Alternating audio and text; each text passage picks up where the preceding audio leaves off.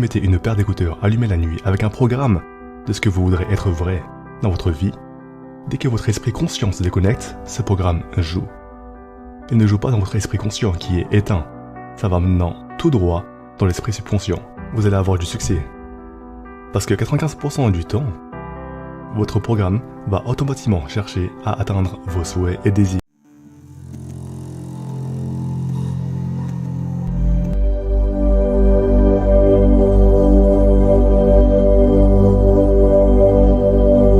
Reprogrammer le subconscient signifie esprit conscient, souhait et désir, esprit subconscient, programme. Et si vous prenez les souhaits et les désirs et en faites des programmes, alors devinez quoi? Vous n'avez même pas à y penser. Vous allez automatiquement, 95% de la journée, avoir des comportements pour manifester ces souhaits et désirs.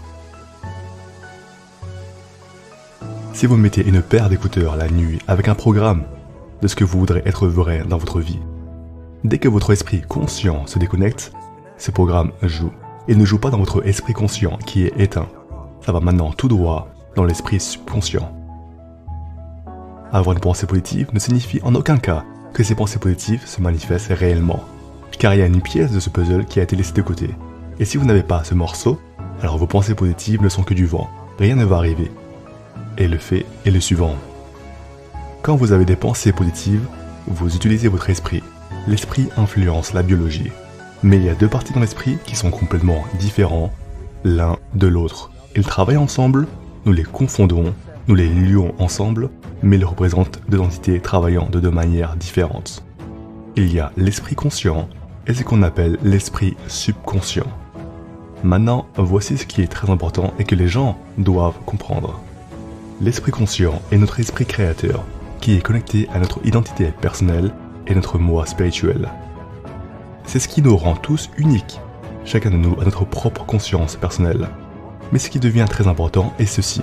L'esprit subconscient est équivalent à un lecteur de cassettes. Il est exactement ça. Il enregistre des nouvelles expériences et puis les joue de nouveau. Et maintenant, jetons un coup d'œil et disons qu'il y a un esprit pensant et il y a un esprit lecteur de cassettes.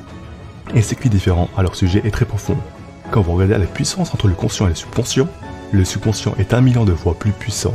L'esprit subconscient fait fonctionner notre biologie environ 95 à 99% du temps. Alors que pendant que vous avez toutes ces pensées merveilleuses, l'esprit conscient n'est pas celui qui mène la danse, c'est l'esprit subconscient. Alors blâmer le subconscient comme une chose négative, c'est la première erreur.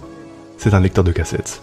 Les programmes que nous avons sont la source des problèmes que nous devons faire face.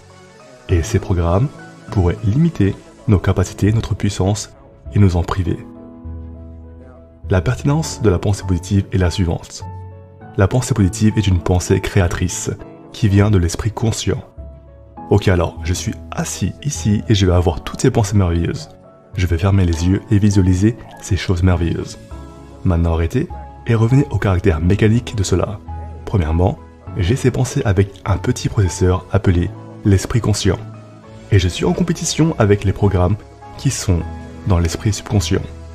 Donc si j'ai une pensée d'être en meilleure santé, ou d'être dans une bonne relation, et je fais des pensées positives, en même temps j'ai plein de programmes acquis dans mon développement qui dit que vous n'êtes pas en aussi bonne santé que vous le pensez, vous n'êtes pas une assez bonne personne pour avoir ce genre de relation. Alors je suis maintenant en train de rivaliser mes pensées positives contre mes programmes et leurs opposés. Mais il ne fonctionne qu'avec un minuscule processeur et l'autre il est 1 million de fois plus puissant. Donc, qui est-ce qui va remporter ces compétitions? La réponse bien sûr, c'est le subconscient qui va gagner. Mais voici l'autre partie. Pendant que je peux essayer de maintenir des pensées positives dans ma vie, en utilisant mon esprit conscient, cet esprit conscient ne fonctionne que moins de 5% de la journée. Qui dit que 95% ou plus de la journée, je fonctionne avec l'autre système de croyances. Le point ici est de faire le calcul. À quel point les pensées positives sont-elles effectives? Et la réponse est, sauf si le subconscient a les mêmes programmes et principes que l'esprit conscient, le pouvoir de la pensée positive ne fonctionnera pas. Cela ne fonctionnera pas parce que vous êtes en concurrence avec un processeur beaucoup plus puissant. Donc l'idée est, quand la vie ne va pas bien, quand vous ne trouvez pas cette relation que votre pensée positive désire, quand vous n'obtenez pas cette santé que vous étiez à la recherche parce que votre pensée positive le demandait, nous avons donc une tendance à blâmer le monde extérieur Parce que autant que je le sache, mon intention était pour toutes ces choses merveilleuses. Et quand je ne l'ai pas, ça ne doit pas être ma faute parce que j'ai toutes ces pensées merveilleuses. Ce que nous n'avons pas vu était que pendant que nous avons ces intentions positives, en utilisant notre esprit conscient pour ces intentions, l'esprit subconscient est celui qui mène la danse. Et nous n'avons pas vu que nous sabotons généralement et détruisons ou même limitons notre vie avec des comportements qui ne vont pas nous aider. Tous les soirs quand vous allez vous coucher, juste au moment de vous endormir, la conscience se déconnecte.